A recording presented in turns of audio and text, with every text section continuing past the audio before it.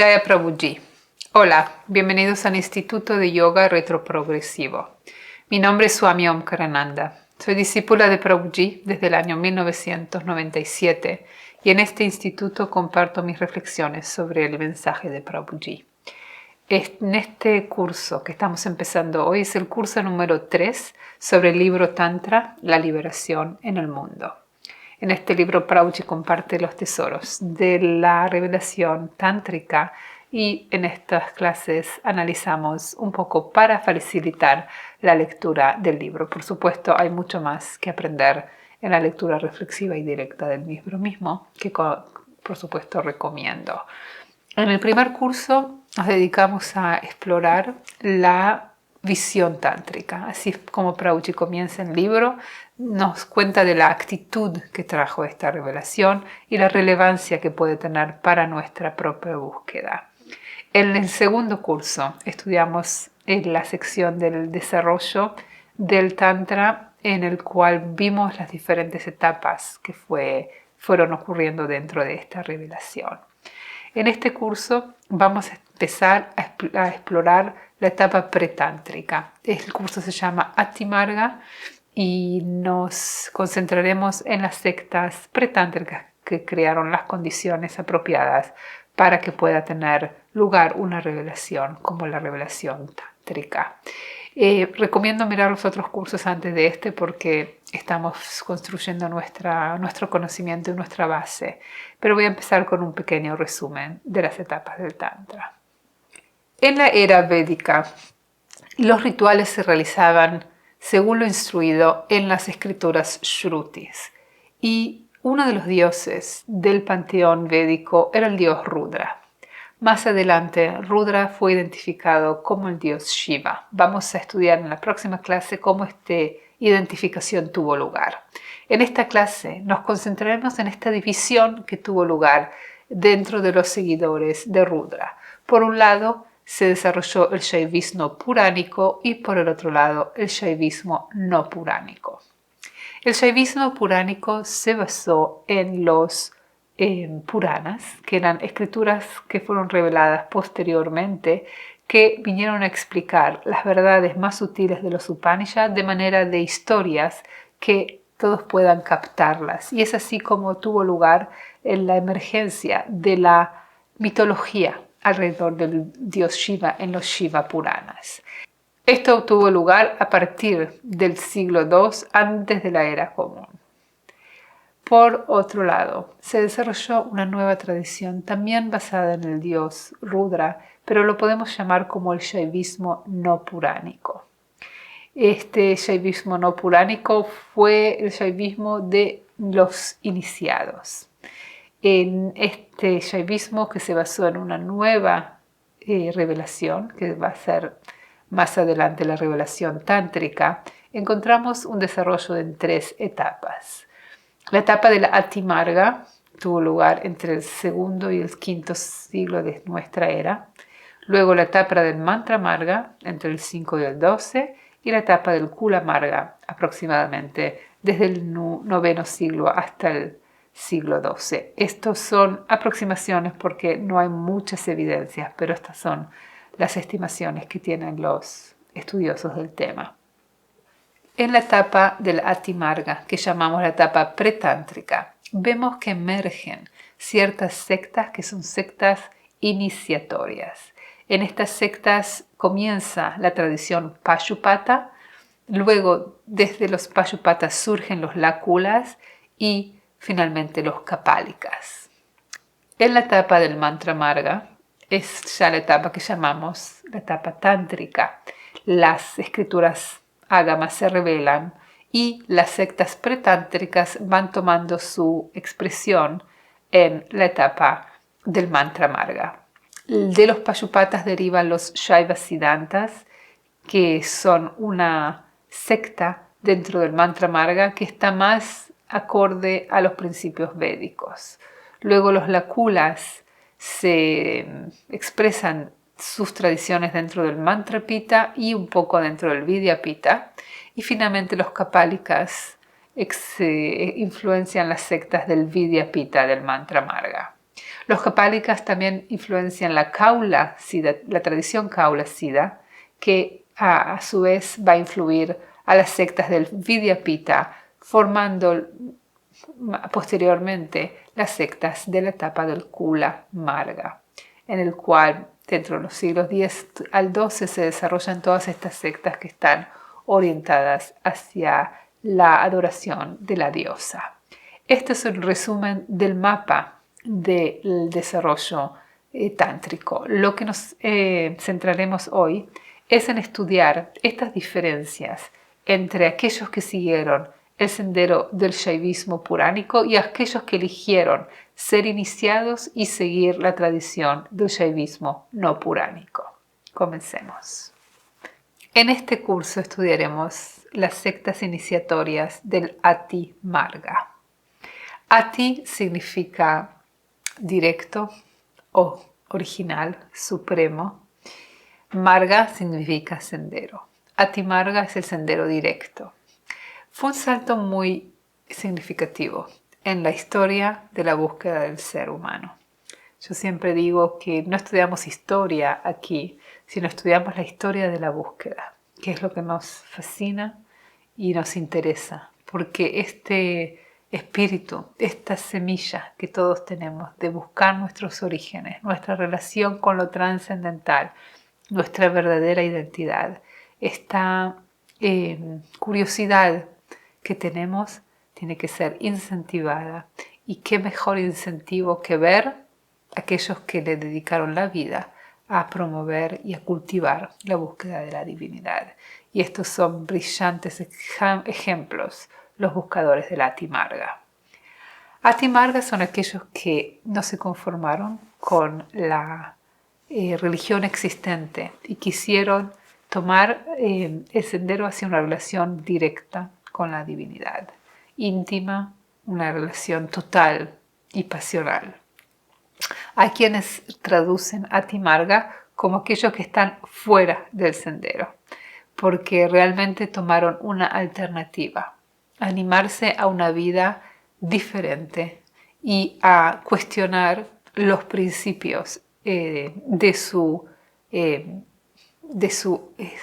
valores religiosos y estudiar si aquellos valores que vienen teóricamente a desarrollarnos en algún momento no pueden transformarse en nuestro obstáculo para la liberación. Es por eso que Prabhuji los llama los héroes del espíritu, porque estuvieron dispuestos no solamente a purificar sus impurezas, pero también a purificarse de sus purezas, porque en cierto modo condicionarse a una vida de reglas y regulaciones religiosas puede ser positivo en una etapa del desarrollo, pero llega un momento en que incluso la religión es un obstáculo. Y esa es la belleza que tiene el hinduismo, que reconoce un estado de avaduta como el título que recibió Prabhuji, en el cual una vez que el alma ya tiene su propia brújula, tener todo el tiempo mirando el mapa va a ser un obstáculo. Hay que tirar el mapa y seguir la brújula que uno va a saber a dónde llevarlo. Entonces, en algún momento, todas esas regulaciones se vuelven un obstáculo. Y eso es lo que vemos aquí naciendo en las sectas del Ati Marga. Hubo una circunstancia muy peculiar que llevó a la emergencia de estas sectas iniciatorias. Y Prabhuji lo describe en este párrafo. Durante la dinastía Gupta, 320 al 500 de nuestra era, la literatura puránica se popularizó por todo el continente indio. Basándose en dichos textos, se desarrollaron diversas formas de culto brahmánico denominadas Smarta o Pauránica. Cuando los Guptas entraron en decadencia, la adoración Smarta ya se hallaba bien establecida. Luego, India fue testigo de un incremento significativo de cultos esotéricos. Algunos elementos de dichos cultos fueron absorbidos por la adoración brahmínica. Sin embargo, la mayoría de los seguidores de la ortodoxia rechazaron los nuevos sistemas considerándolos una amenaza para la pureza védica. De esta manera, los seguidores de Shiva se dividieron en dos grupos, los iniciados y los no iniciados. Transportémonos a la India del principio del primer milenio. La dinastía Gupta llevó a India a una etapa de florecimiento, lo llaman la era de oro, porque hubo una unificación de toda la India bajo el liderazgo de la dinastía Gupta, que estaba interesada en desarrollar la religión, las artes, la arquitectura, las ciencias. Y es por eso que Dios aporte y estimuló el desarrollo de la India, y es así como vemos los florecimientos de las maravillas que encontramos en esta cultura. Una de las cosas que los Guptas se apoyaron era la adoración puránica, la construcción de templos. El templo en esa época no era otra actividad de la sociedad, sino que era la actividad central. Ahí todos se encontraban en los festivales para adorar a la divinidad. Ahí todos, incluso proporcionaba trabajo para todos, para miles de personas que mantenían el templo, construían el templo, y los jefes de familia donaban de sus ingresos a la construcción del templo. Así que toda la sociedad estaba en torno a la adoración y al desarrollo espiritual mediante la adoración en el templo. Esto es así como vemos el surgimiento de los Puranas. Los Puranas nos cuentan las historias y la mitología y nos traen una posibilidad de relacionarnos con esa divinidad de manera muy personal, contando historias que podemos relacionarnos con nuestra experiencia humana. Dentro de esta dinastía Gupta floreció la tradición smarta o pauránica. En el momento que esta dinastía entró en decadencia, India entró en una etapa de caos y de desorganización en la cual fueron surgiendo pequeños reinos más pequeños que luchaban entre sí para obtener más poder. Y es así como en esas circunstancias vemos la emergencia de sectas esotéricas. Estas sectas sacaban el poder de un intermediario y devolvían el poder a cada uno de manera muy interna, sin depender en ninguna de las circunstancias. Entonces, como que permitieron a los buscadores quedarse muy centrados en su búsqueda interna, sin depender de todo lo que pase alrededor, lo caótico que era alrededor. Y también los diferentes reinos estaban muy interesados en el surgimiento de nuevas alternativas para la organización social y espiritual de la sociedad. Así que todo esto creó la tierra fértil para una revelación paralela a la védica, que fue la revelación tántrica. En esta clase nos concentraremos en estudiar las diferencias entre la tradición puránica de los no iniciados y la tradición que va a ser más adelante la tradición tántrica de los iniciados. Así que veamos cómo Prabhuji los compara y comparte esta tabla que analizaremos hoy. Las primeras evidencias de los Shaivas no iniciados las encontramos en los siglos II antes de nuestra era común, y vemos muchas más evidencias hasta el siglo IV de nuestra era. En los Shaivas iniciados comenzaron probablemente con el linaje Pashupata, que se estima inició alrededor del siglo II en nuestra era. Hay que tener en cuenta que fue una tradición oral antes de ponerse por escrito, entonces no tenemos muchas evidencias escritas, y esta estimación se basa en las evidencias que podemos adquirir en nuestros días.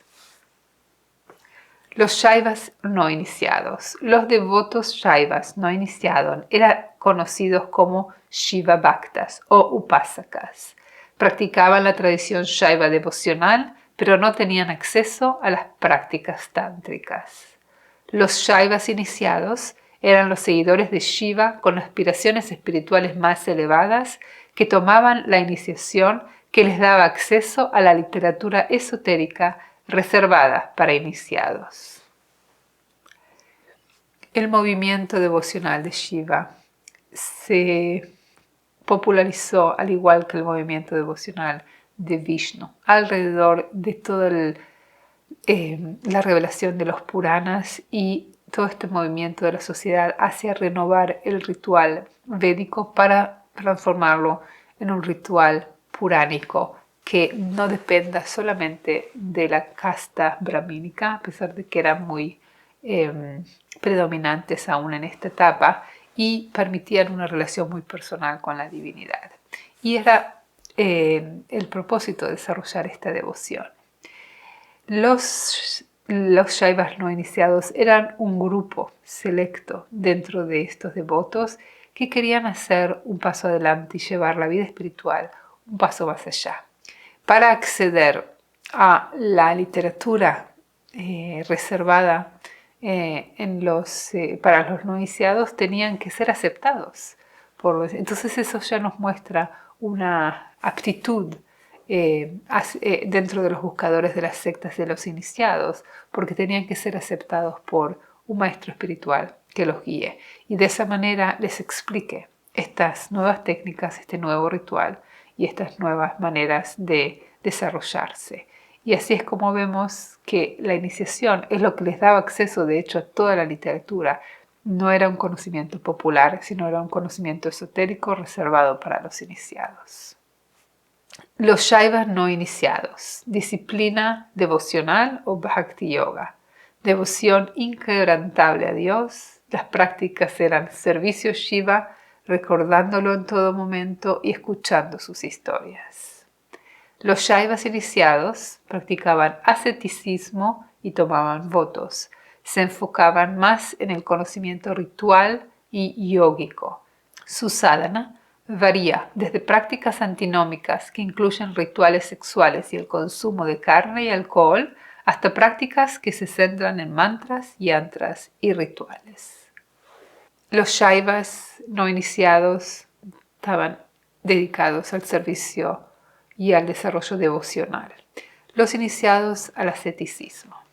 Asceticismo es dejar la sociedad y entregarse a la suerte y a la protección de la divinidad. Requiere realmente una seriedad tal porque es un compromiso de por vida y es una aceptación de votos, o sea, compromisos que uno acepta en el momento de la iniciación y tiene que estar capacitado para no romper sus votos a lo largo de su vida. Esto nos muestra la calidad de los buscadores de las sectas iniciadas, que tenían el valor para entregarse a una vida de totalidad en la divinidad y en la búsqueda. Las prácticas fueron variando, así como se fueron desarrollando las diferentes sectas iniciatorias. Al principio eran prácticas más a tono con los valores védicos, pero a medida que se fueron desarrollando, comprendieron que uno puede estar también encarcelado en sus propios valores religiosos y desarrollaron prácticas para liberarse también de ello. En los siguientes cursos vamos a estudiar en lujo de detalles, porque Prabhuji lo presenta así en su libro, cuáles fueron las prácticas de cada una de estas sectas. Pero ahora es importante comprender esta bifurcación que fue tomando lugar entre aquellos que siguieron la vida puránica y aquellos que dieron este paso hacia lo desconocido, hacia lo esotérico, hacia las sectas iniciatorias. En el aspecto social, los Shaivas no iniciados se adhirieron al sistema Varnashrama. Estos brahmanas casados adoraban las formas ortodoxas del señor Shiva mediante la puja puránica, con mantras védicos y dentro del contexto general de los ritos domésticos ortodoxos. Por su parte, los Shaivas iniciados. El primer linaje de los Pashupatas eran devotos iniciados que consideraban la vida ascética superior a las 4 etapas del sistema Ashrama. Denominaban a esta quinta etapa Siddha Ashrama o el Ashrama perfeccionado. A diferencia de escuelas y sectas posteriores, Los Payupatas no rechazaron la tradición vádica, sino que veían sus propias enseñanzas como su culminación. La tradición puránica seguía el sistema de castas del Varnashrama y daba a los brahmanas aún la responsabilidad de conducir los rituales. En la tradición de los ascetas, los Payupatas respetaban aún este sistema y no se sentían que se rebelaban contra este sistema, sino que ofrecían una etapa posterior porque respetaban el sistema ortodoxo para avanzar espiritualmente, pero no para liberarse. Para liberarse hay que ir más allá incluso del Varnashrama. Y es así como lo llamaron la etapa quinta, que es la de Siddha Ashrama o la perfección del ashrama. Luego las sectas posteriores del Tantra ya van a disolver este sistema de Varnashrama, borrando todas las diferencias sociales y considerando que todos tienen el mismo derecho y el mismo acceso al desarrollo espiritual. Y esto fue lo que creó realmente una sociedad tan diferente y una búsqueda de la divinidad que incluía a todos. Literatura. Shaivas no iniciados. La literatura principal del shaivismo laico es el Shaiva Dharma, que significa la religión de Shiva, y enseña cómo vivir de acuerdo con sus principios. Dentro de los Shaivas iniciados encontramos primero los Payupata Sutras en las primeras sectas, luego las sectas posteriores no se conservan escrituras, probablemente las hubo, pero principalmente era una tradición oral. Y en la etapa del Mantra Marga encontramos los Shaiva Tantras, Rudra Tantras, Vairava Tantras y toda la literatura posterior desarrollada en el marco del Kula Marga. Deidad. La deidad de los Shaivas no iniciados era la deidad védica de Rudra y la deidad puránica de Shiva. La deidad de los Shaivas iniciados era principalmente Bhairava, el aspecto furioso de Shiva, y sectas posteriores también adoraron el aspecto femenino de la divinidad. Vemos un proceso en la relación con la divinidad, desde el dios Rudra védico hasta el dios puránico Shiva, hasta el dios tántrico Bhairava y culminando con la diosa, la Shakti. Vamos a estudiar en la próxima clase este desarrollo, cómo fue tomando y cuáles fueron los factores que llevaron a este desarrollo. Pero vemos que principalmente Shiva es el aspecto auspicioso y en las sectas tántricas, mayormente porque en muchas sectas tántricas, y esta es una generalización, vemos una adoración del aspecto furioso de la divinidad. Y en ese aspecto furioso la belleza de trascender los duales, las polaridades y encontrar la unidad con la divinidad. Rituales. Los Shaivas no iniciados tenían un mundo de culto público y celebración de festivales. Los Shaivas iniciados, los rituales eran privados, efectuados en el propio hogar o en la casa del guru. La práctica tántrica era más interna y no requería demasiados elementos materiales. Los rituales puránicos eran hechos para el beneficio de todo el público en lugares públicos en los cuales pudieran participar. En los rituales de los iniciados, nuevamente vemos un desarrollo. Comenzaron con rituales dentro de los crematorios y más adelante se volvieron rituales, eran realizados para el beneficio de los participantes y del buscador mismo. Era realizado en privado, muchas veces porque obtenían elementos antinómicos que no eran aceptados en la sociedad. Y es así como vemos una internalización de un ritual más privado e incluso un ritual interno de visualizaciones. Estilo de vida. Los Shaivas no iniciados comúnmente llevaban una vida de casado, acudían al templo, celebraban los numerosos festivales y donaban 1/3 de sus ingresos. Los Shaivas iniciados, las primeras sectas llevaban una vida ascética. En las sectas tántricas posteriores, personas casadas también eran iniciadas. Los rituales védicos eran rituales para la gente casada y también así los rituales puránicos. Permitían una vida en la sociedad cumpliendo las funciones y donando para mantener el templo, y esa era la vida de pureza. Las sectas de iniciados vemos un desarrollo. Al principio era una vida ascética, fuera de los marcos de la sociedad, fue tornándose más y más antinómica.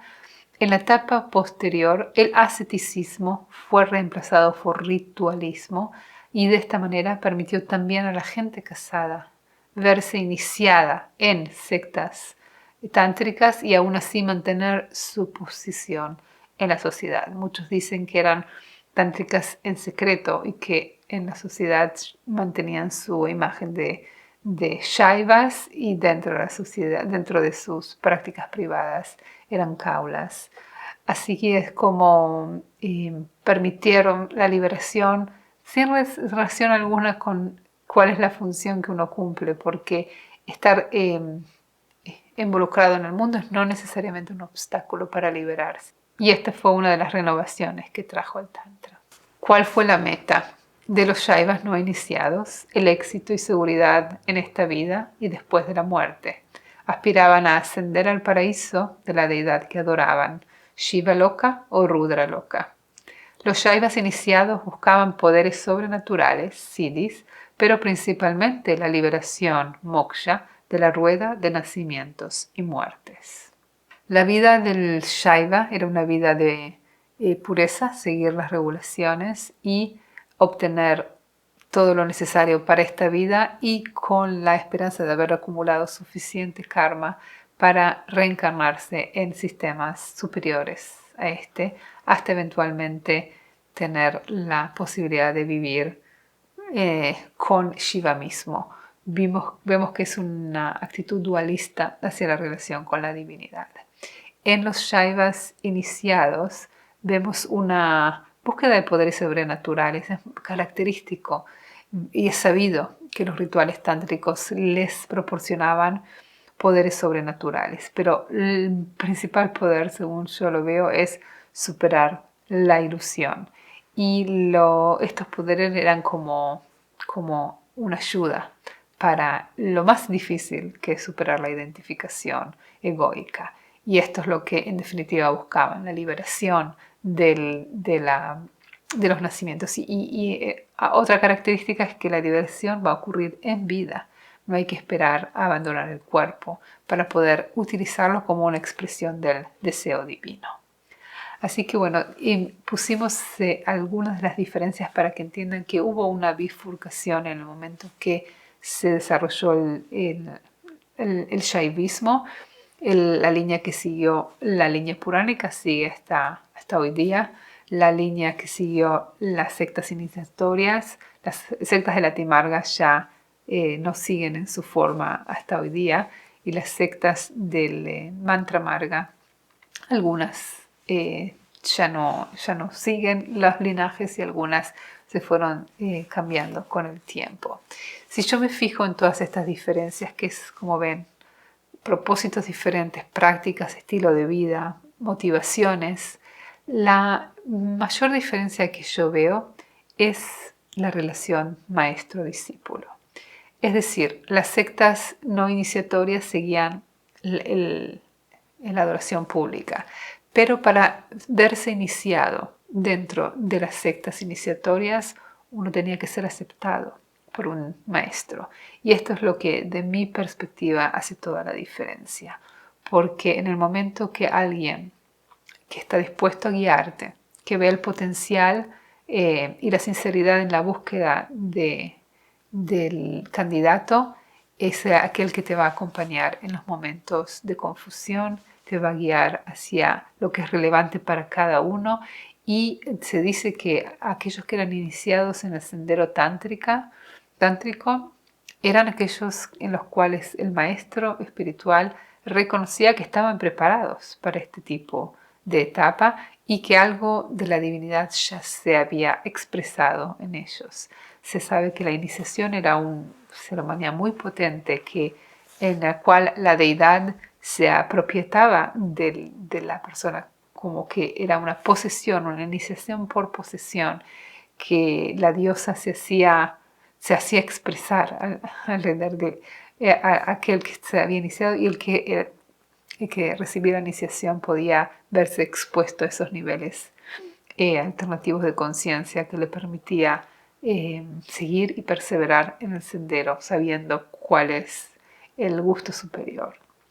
Entonces, esta relación en la cual el maestro acompaña al buscador es lo que es tan peculiar en el sendero tántrico y tan especial. Prabhuji escribe sobre la relación maestro-discípulo en su libro Experimentando con la Verdad, y quiero compartir estos párrafos.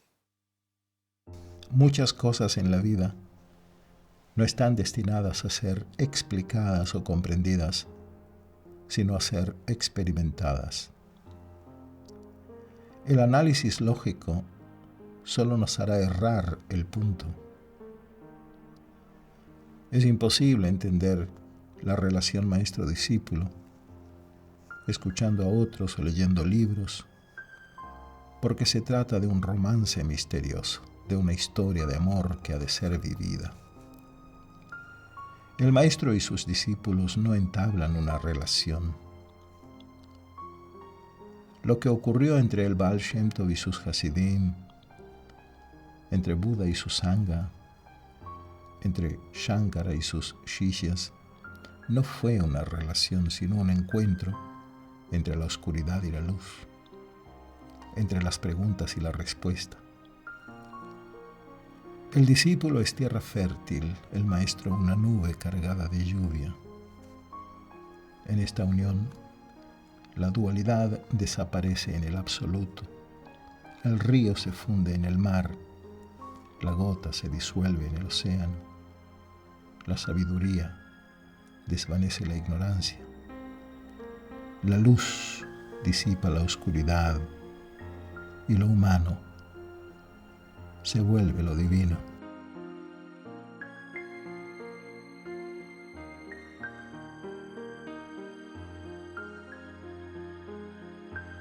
Estos buscadores Shaivas que siguieron a su corazón y se animaron a iniciarse en esta relación mágica, misteriosa, que es la relación con el maestro, fueron aquellos que se animaron a ir más allá de lo que conocen y explorar lo desconocido. Sí, hace falta una gota de locura para dejar el orden social y revelarse para seguir una ley que es superior a la mental, una ley que está más allá de la ley social, como dicen el Siddhashrama, la etapa perfeccionada de la vida. Y lo veo como indispensable esta relación de amor y de confianza y de guía, porque el maestro, más que guiarnos hacia prácticas o meditaciones, nos guía en el sendero más difícil de caminar, que es el sendero de conocernos a nosotros mismos. Este sendero interno es cuando no quiero ver, tengo que aún así abrir los ojos, porque si no quiero ver mis aspectos oscuros, tampoco podré ver mi propia naturaleza. Y el maestro es esa antorcha que ilumina la oscuridad y que nos hace ver que detrás de toda esta complicación de tantos aspectos hay una naturaleza divina, que es lo que realmente somos. Y en lugar de concentrarnos en todas nuestras experiencias, tenemos que reconocer aquel que no cambia, aquel que está siempre testigo presente de todo lo que ocurre. Y es allí donde el maestro nos lleva la atención, en lugar de la distracción, hacia esa esencia. Y esta relación tiene que ser una relación en la cual el discípulo está dispuesto a la aventura, está sediento, está fértil para que el maestro pueda poner la semilla de la verdad y que lo ofrezca a su manera. Esto es tan característico del sendero retroprogresivo, que no es una lista de cosas a seguir o no es un sendero indicado, sino que con la luz de la verdad nos va a guiar hacia lo que es correcto y armónico, pero no con las reglas sociales o mentales. Y es por eso que lo que nos da el maestro es una antorcha para que caminemos nuestro camino. El maestro es el futuro del discípulo. El discípulo es el maestro en potencia y el maestro es la actualización del discípulo. Y es así como estamos tan endeudados a todos aquellos maestros que estuvieron dispuestos a asumir la responsabilidad de guiar a otros hacia su propio descubrimiento. Y estamos tan endeudados, por supuesto, a Prabhuji, que es un ejemplo vivo de lo que uno puede llegar a ser si se reconecta a su esencia, si se identifica con su naturaleza divina. Y en cada frase, en cada oración, es lo que nos trata de recordar. Así que bueno, eternamente agradecida a Prabhuji por escribir este libro que en definitiva nos cuenta las historias de aquellos que no se conformaron y que no descansaron hasta reconocerse. Y este es nuestro propósito. En la próxima clase vamos a seguir estudiando cómo los dioses del Tantra se fueron desarrollando y más que nada la relación del ser humano con el misterio, y estudiaremos más las sectas del Ati Marga. Nos vemos en la próxima clase. Jaya Prabhuji.